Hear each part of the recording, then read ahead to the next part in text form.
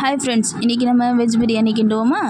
அதுக்கு நம்ம முதல்ல ஒரு பெரிய குக்கர் எடுத்து ஒரு 3 டேபிள் ஸ்பூன் எண்ணெய் ஊற்றிக்கங்க. அதுக்கப்புறம் நம்ம ஒரு பிரியாணி மசாலா சேர்த்துக்கிடலாம். பிரியாணி இலை, கிராம்பு, பட்டை, கடல் பாசி சேர்த்துக்கோங்க.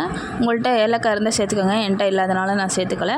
அதுக்கப்புறம் ஒரு பெரிய வெங்காயம் நறுக்கி சேர்த்துக்கோங்க. நல்லா வணக்கிட்டு 2 பச்சை மிளகாய் சேர்த்துக்கோங்க.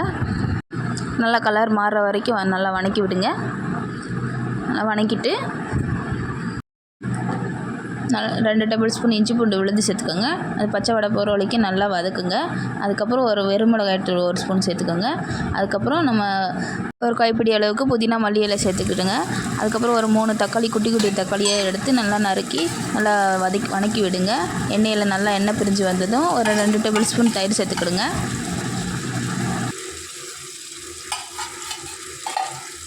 தக்காளியில் நல்லா எண்ணெய் பிரிஞ்சு வந்ததும் நான் நறுக்கி வச்சுருக்க காய்கறி சேர்த்துக்கிறேன். நல்லா வணக்கிட்டு தேவைக்கேற்ற அளவுக்கு கல்லுப்பு போட்டுக்கோங்க. அதுக்கப்புறம் நான் கொஞ்சமாக மஞ்சத்தூள், மல்லித்தூள், அப்புறம் கரம் மசாலா சேர்த்துக்கிறேன். ஒரு 2 டம்ளர் அளவுக்கு அரிசி ஊற வச்சுருந்தேன் நான். அதுக்கு ஒரு 2 டம்ளர் தண்ணி ஊற்றிக்கிங்க. அதுக்கப்புறம் நான் தேங்காய் பால் 1/2 டம்ளர் ஊற்றிக்கிறேன். இப்போ நான் கழுவி வச்சுருக்கிற அரிசி சேர்த்துக்கிறேன். அரிசி சேர்த்து நல்லா மூடி வச்சு கொதி வந்ததும் ஒரு புதினா இலை கொஞ்சமாக சேர்த்துட்டு மூடி வச்சு ஒரு 3 விசில் விட்டுறலாம். இப்போ பாருங்கள், நம்ம வெஜ் பிரியாணி நல்லா ரெடி ஆகிடுச்சு. பொல பொலன்னு இருக்குது.